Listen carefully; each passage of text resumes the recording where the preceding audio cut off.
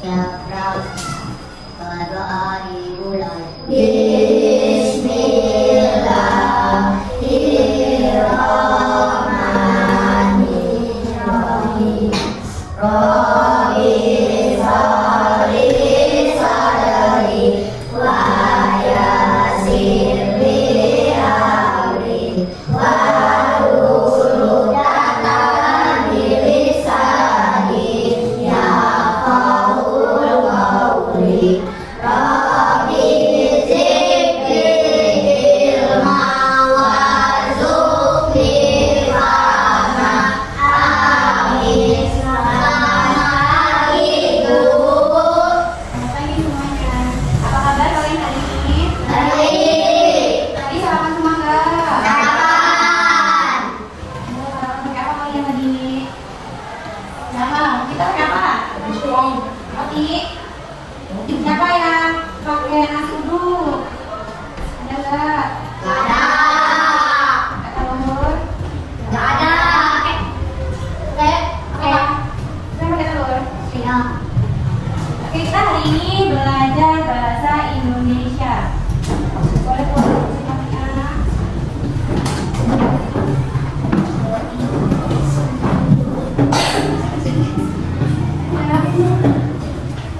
Coba cari di sana. Ada nggak?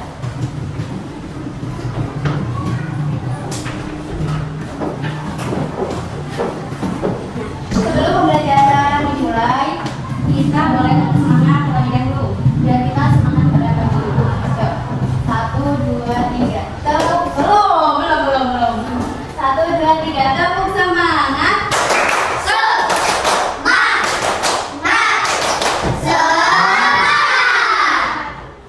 Oke, kita udah semangat.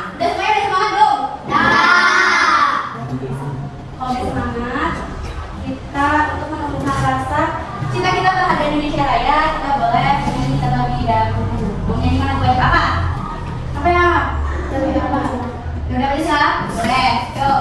1, 2, 3. Garuda Pancasila, akulah pendukungmu.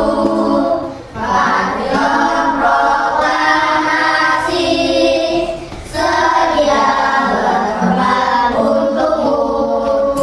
Pancasila dasar negara, rakyat adil makmur sentosa. Pribadi bangsaku, ayo maju, maju, ayo maju, maju, ayo maju, maju. Oke, terima kasih semuanya. Bu, kita belajar bahasa Indonesia. Tentang apa? Tentang teks eksplanasi. Teks eksplanasi halaman 57. Nah, kita belajar tentang apa? Teks eksplanasi. Ada yang tahu teks eksplanasi itu apa? Belum. Nah, kakak Ibu jelasin ya. Teks eksplanasi merupakan teks yang menjelaskan mengenai berbagai fenomena alam, bisa sosial dan budaya yang terjadi di sekitar kita. Nah, teks eksplanasi itu disajikan berdasarkan fakta yang dimana di teks tersebut. Jadi itu memiliki struktur, yaitu yang pertama itu ada pernyataan umum. Struktur teks eksplanasi. Struktur teks eksplanasi. Yang pertama itu ada apa? Yang pertama itu ada pernyataan umum. Pernyataan umum. Yang kedua ada apa? Yang kedua ada deretan penjelasan.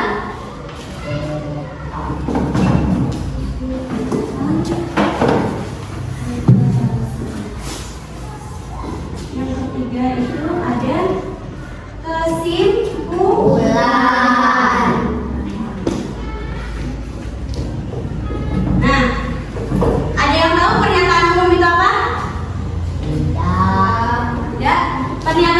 itu di eksplanasi di bagian yang berisi tentang penyampaian topik atau permasalahan yang menerangkan proses berupa bagaimana suatu fenomena itu terjadi. Jadi di bagian teks eksplanasi itu ada pernyataan umum. Di bagian pernyataan umum itu biasanya disampaikan topik atau permasalahan yang menerangkan topik tersebut. Kalau yang kedua itu deretan penjelasan. Deretan penjelasan itu yang berisi tentang urutan proses terjadinya sebuah fenomena berdasarkan urutan waktu atau urutan proses. Yang ketiga itu ada kesimpulan. Kesimpulan itu apa? Ada yang tahu kesimpulan? Kesimpulan dari semuanya itu apa? Apa itu kesimpulan? Kesimpulan itu di bagian apa biasanya? Di bagian penutup. Di bagian penutup kesimpulan. Kesimpulan itu di bagian penutup yang berisi mengenai penegasan atau kesimpulan teks bacaan. Jadi kayak seperti halnya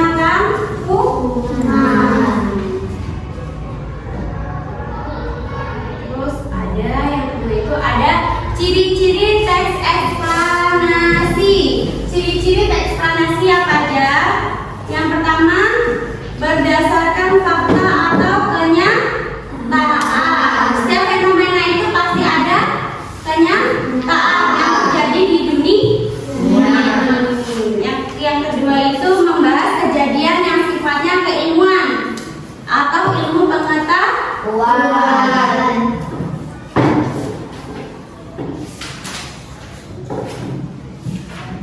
Terus yang D itu ada meringkas. Ada yang tahu meringkas itu apa?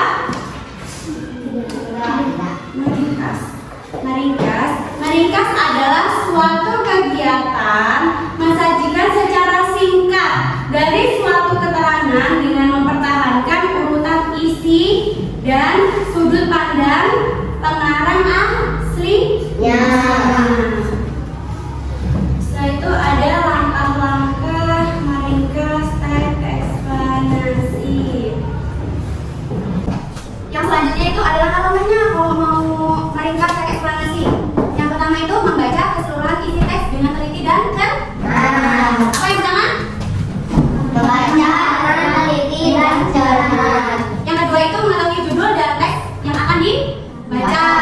Sebelum itu kita harus tahu nih judulnya apa yang kita baca. Gitu. Yang ketiga itu menentukan kata-kata kunci di dalam teks yang kamu anggap penting. Yang keempat, menentukan ide pokok atau gagasan pada paragraf.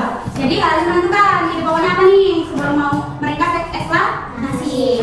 Yang kelima, ada menyusun pokok isi teks menjadi ringkasan dengan susunan yang teratur. Maksud teratur apa? Rapi, itu lagi teratur. Harus sesuai urutan kejadiannya. Terus selaras dan sesuai. Harus selaras dan sesuai ya. Selanjutnya itu ada ciri-ciri ringkasan yang baik. Apa? Ada yang tahu nggak ciri-ciri ringkasan yang baik? Teks eksplanasi itu harus ditulis dengan kata-kata sendiri. Harus pakai dengan kata-kata sendiri eksplanasi itu. Yang kedua, bahasanya singkat, padat, dan jelas, serta bisa dimengerti orang lain. Ya, harus dimengerti orang lain. Kalau orang lain nggak ngerti, gimana? Orang lain mau bacanya, kan? Selanjutnya itu menjelaskan teks eksplanasi menggunakan peta pikiran.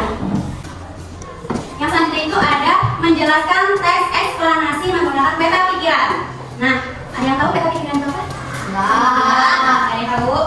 Peta pikiran merupakan suatu cara mencatat yang kreatif, efektif, dan secara harfiah.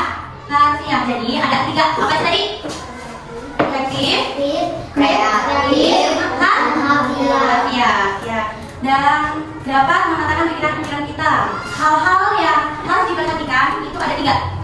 Yang pertama, tentukan ide pokok dari teks yang dijelaskan atau disajikan. Yang kedua itu ada catatlah kalimat penjelasan dari ide pokok tersebut dalam bentuk poin-poin.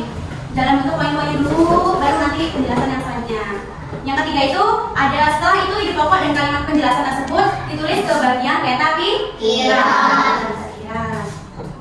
Itulah tadi mengenai materi kita yang tadi eksplanasi. Oke, kita udah dijelasin nih materinya. Kita terus mengerjakan LKPD. Boleh berkelompok. Mau berkelompoknya keberatan atau menyakit? Oke, dibagi ya.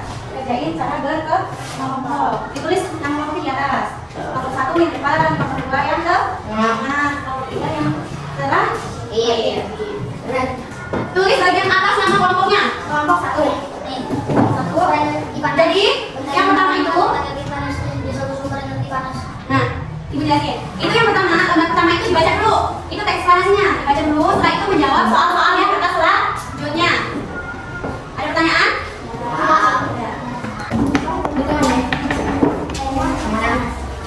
Namain sini. Nama kelompok tidak? Nama kelompok ini atas. Ya, ada.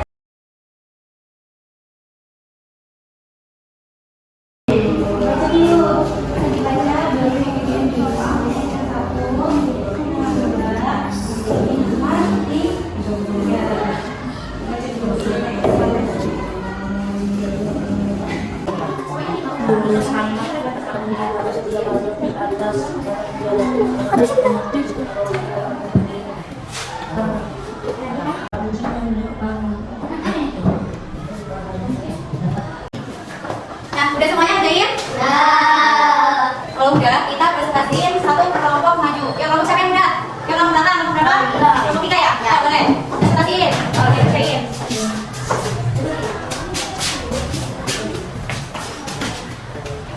Kami dari kelompok 3 akan mempresentasikan hasil diskusi kami. 1. Apa judul bacaan di atas? Sumber energi panas. 2. Tulislah kata kunci pada setiap paragraf di atas. Kata kunci adalah kata-kata yang kamu anggap penting dalam sebuah paragraf. Perhatikan contoh. Paragraf pertama, energi panas, sumber energi, proses fotosintesis. Paragraf kedua, energi panas matahari dapat menahan ini. Paragraf ketiga, energi panas yang dapat dihasilkan. Paragraf keempat, energi panas juga dapat diperoleh dari api.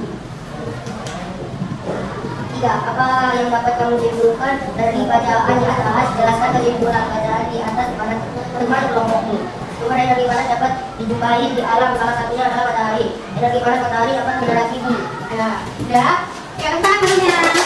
Oke, tadi presentasi dari hasil kelompok 3. Selanjutnya kelompok berapa? 1. Ya, boleh kelompok 1. Tadi. Siapa yang ngomong? Ayo. Kami dari kelompok 1 mempresentasikan hasil diskusi kelompok. Satu, juga adalah sumber energi panas. Setelah kata-kata kunci pada setiap bagian di atas, maka kunci adalah kata-kata yang kamu anggap penting dalam sebuah paragraf. Perhatikan contoh.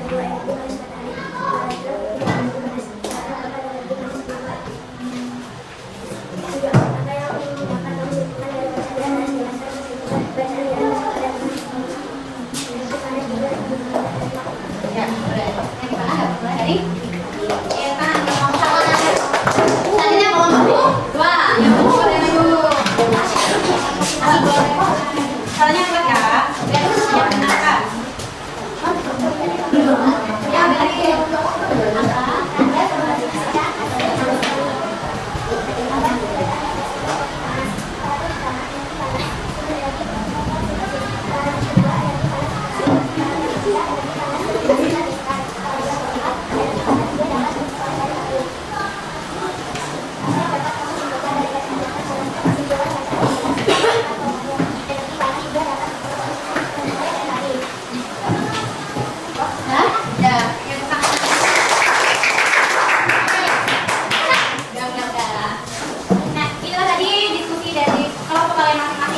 Jadi tadi judul apa judulnya?